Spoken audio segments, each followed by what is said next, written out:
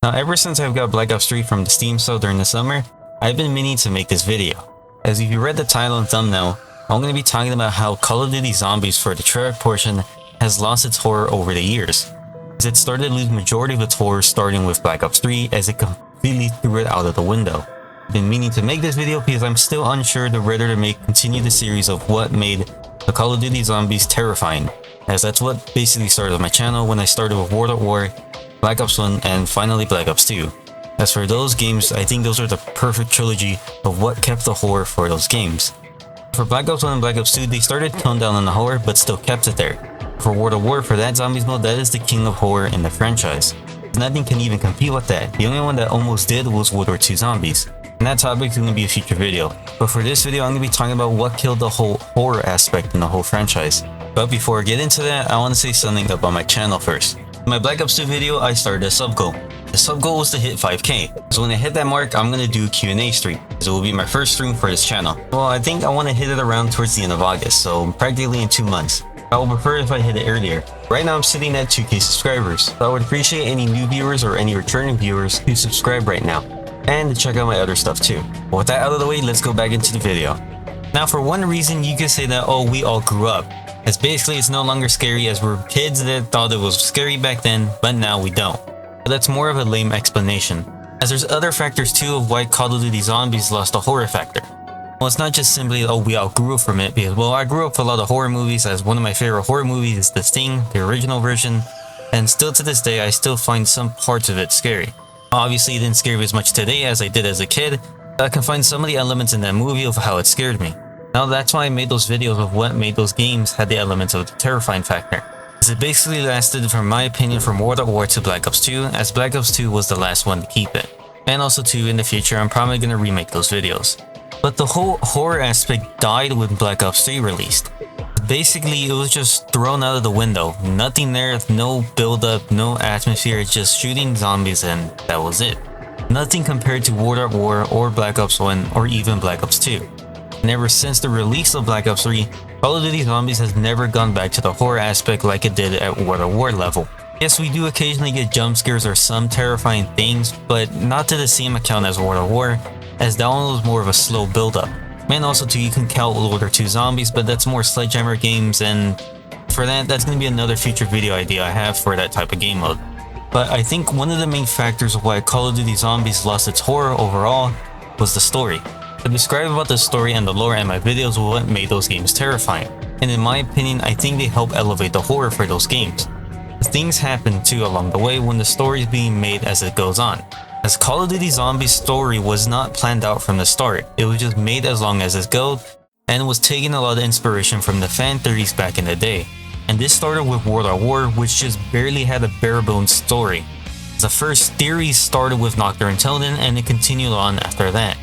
But for Black Ops 1, it changed slightly, for Black Ops 2 it changed again, Black Ops 3 it majorly changed.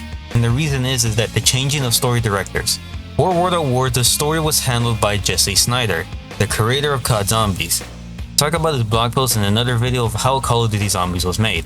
So he was the one that came up and made Call of Duty Zombies. And his main proponents in the mode was that to keep it short and simple and to have some horror elements in it, as it helps elevate the player for survival need. Well, that's how they came up with the original name for zombies. I'm not gonna say it because I do not want to get in trouble with YouTube. Now, it is an old story trope of where an experiment goes wrong and it goes haywire because of an evil organization that created it. But who cares that it's a story trope? It helped elevate the horror for World at War. The thing is, Jesse Snyder just created this mode just to be a fun arcadey mode.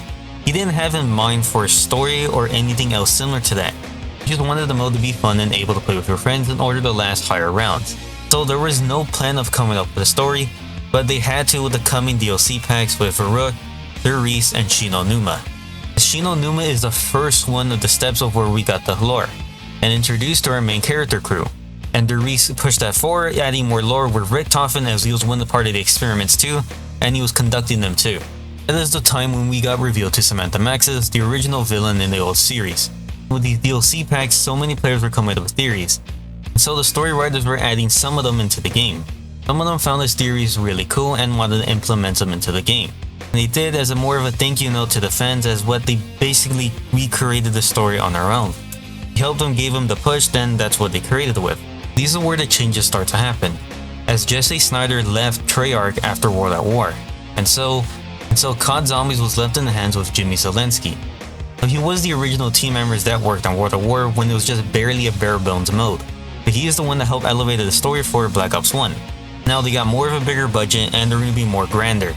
In Black Ops 1 they did tone down some of the horror compared to World at War, but it wasn't like a drastic change, it was more of a subtle like toning it down a little bit. Still had it, but not to the same extent as World at War. This is where we get the first jump into Zombies lore. Bro, jump the shark moment too. We get more about Samantha Maxes, other groups experimenting with 115, the Aether, the pyramid that controls most of the zombies, the whole Mooney Easter egg of where we blow up the earth, in which we cause the zombie apocalypse. And Black Ops 2 continues the story with this too. Still, Jimmy Zelensky was still part of the team. He's the one that continued the story for the zombie apocalypse now on Earth, as the Earth was cracked open now. And the survivors on the Earth were now locked in a cold war between Maxis and Richthofen, which gave a sense of hopelessness as no matter what group they helped, they were still going to get backstabbed. These two people were corrupted by the Aether, so only wanted power to control the MPD. This is where we got introduced to our new crew members, the Victus crew. As well, they were helping out either Maxis or Richthofen, it was more up to the player's decision. But the canon ending for Black Ops 2 for the Victus crew is that Richthofen ended up getting defeated and he's forced to walk the Earth as a zombie as Maxis took over the MPD, which in turn destroys that version of that Earth. That was for the buried Easter egg. There was two maps for Black Ops 2 that Jimmy Zelensky didn't work on. These were Mob of the Dead and Origins. They were worked on by Jason Blunden. He's the one that created most of the lore for Mob of the Dead and Origins. He's the one that directed most of the story elements for those two maps, bringing back the characters and help starting what seems to be as a cycle. And with the Origins Easter egg, we get introduced to the Aether and we finally get to see Samantha Maxis. Now, for many people and like me, I thought this was the end of Zombies, as it was just some child's game throughout the whole series, as this was the second time that the Call of Duty Zombies story has jumped the shark. Nope, we were dead wrong, because Black Ops 3 was the one that continued the story, but Jimmy Zelensky left Treyarch Studios in 2014. And so Jason Blunden had full control of Zombies now, as he was now more the story director and game director now. For Black Ops 3, which really jumped the shark again for the third time in the series, he got introduced to the Apothecans, the Shadowman and Dr. Monty. So began the Eldritch or Lovecraftian horror for zombies. But it wasn't really horror, it felt too drastic for it. As with the first map, Shadows of Evil, they were now the main antagonist. In the lore for Black Ops 3, they were the ones that caused the element 115 to put into other dimensions in order to mess up that place in order to escape the Dark Aether, in which made the zombie storyline more complicated. I know by the time of Black Ops 1, it lost the whole meaning of the zombie experiments, because there were more moving away from that. But now with Black Ops 3, it was a complete change from that, and I think they don't even acknowledge it at all too. Now we were dealing with extra dimensional beings now, and they transcend more multi-dimensional levels. Me explaining this just makes it lose more of the horror and makes it more complicated. When zombies were just a military experiments, I think it was just short and simple and what elevated the horror. But with Black Ops 3, now that was thrown out of the window. And even too, the maps reflect this too, as there's no atmosphere or even the feeling of that with all the maps. Nothing compared to the older games. And well, it didn't really feel like a zombies game anymore. There was a bunch of tentacles everywhere, the Marg was, the meatball rounds, and the bees. So by Black Ops 3, the terrifying factor was out of the window now. Doesn't mean I don't like Black Ops 3. I love Black Ops 3 Zombies, that's one of the best ones in the series. I just wish the story was done a little bit different and more simpler, as the whole Apothecans, the Dr. Monty, and the Shadowmen kind of ruined the story, which made it more complicated. Like, again, I keep saying, just basically killed the whole thing for me. It brought the story to more of a grander scale, and swapping out from the horror to more of that type of sense of more of a sci-fi or more fantasy-like. What else doesn't help with it is the incorporation of the Lovecraftian horror, as Lovecraftian horror has to do with something that your mind can't comprehend it. And for most Lovecraftian horror, it's more of the things that it's an invisible horror, it's something you can't see. And of course, this type of horror is kind of hard to translate to physical media. So in a sense, Zombies had to take free creative liberty out of that, because it's kind of hard to translate full Lovecraftian horror to it. But still, Jason Blunden did a really good job on changing more of the story. No matter how much I hate the Black Ops 3 change of story, he still did a very good job of it, making it more grander in scale, but at a cost with the horror elements now completely thrown to the side and not majorly looked at anymore. and his story direction still continue on in Black Ops 4 and even in the comics. But once again, completely losing the whole horror factor in it. Even with the Chaos storyline, that it throws out more of the horror too. For that one, I can appreciate that it stands on its own as it takes more of a mythology base. But for Black Ops 4, the Aether storyline was coming to a close. And with the final map tagged Tilton, the Aether storyline was completely finished now. And later on, Jason Blunden would leave Treyarch Studios altogether. And with Cold War release, Zombies got a reboot, which does a blend of more of the horror elements and with the story too, but still the horror elements are completely drawn to the side. For me, I don't think we're never going to get back to a horror-like game compared to World at War. In the sense of the ambience, the whole atmosphere, and the whole everything else with the story being simpler. We'll never go back to that era. And so I think that's one of the big major reasons of why the horror aspect completely fell out of Zombies. Different directors have different visions, so that's naturally going to happen. But we could always play and always look back on the older games. The new storyline's really good and it still stands on its toes. And with the recent Black Ops 6, some of the teasers that are coming out, it seems like the new storyline is going to be kicking up a lot. But before I end off this video, I want to talk about another aspect that probably helped in terms of killing most of the horror aspect in the games. And that has to do with the movement system. Now for the movement system. The movement system fully changed when the whole futuristic style came into fashion.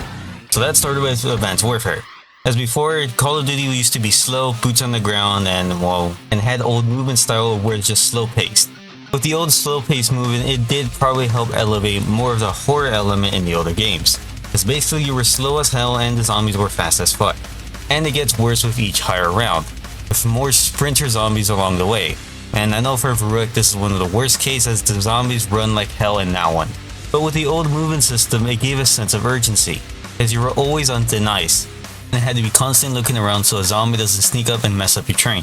But this was more of a slow build up. As you progress through the rounds, it gets more intense. In a way, it kinda increases more its survival aspect. But also with another thing, with the slow movement system, you were able to get more of an intake of the environment. In a way, in my opinion, I think you were more immersed with the slow movement system as you were able to read more of the map, see more of the designs out of it, and see some of the hidden things around it. But with Black Ops 3, it changed the whole aspect of the whole movement, as now it was more fast-paced. And so for that to accommodate that, the zombies had to be more fast-paced too. But due to that, there's no sense of urgency. Well, there's not really a natural build-up for it, as basically if you go into the higher rounds, or basically in the 6th round, it already starts off with the fast-paced zombies. And then also too, you're able to outrun them. It's more of a nitpick the more I explain it, but I think that's another miscellaneous thing that probably killed off more of the horror off of it, as we lost some more of the slow movement based system, but we're not going to go back to that as it's out of date. But maybe if they kind of reform it a little bit and accommodate more of the horror aspect, they can probably make a slight return to it one day, as with Black Ops 6 seems more in tune with more of the horror aspects. But it's probably going to be on the same level as Cold War type of horror. But I think that's about it. Still to this day, I think World War Zombies is still more the terrifying zombies experience out of all the whole franchise. I'm even comparing that to World War II in a future video one day. But anyways, if you made it to the end of the video, thanks for watching. Don't forget to like, comment, and subscribe, and follow my Twitter. I hope you guys have a nice day. This is Mazer Argo signing out.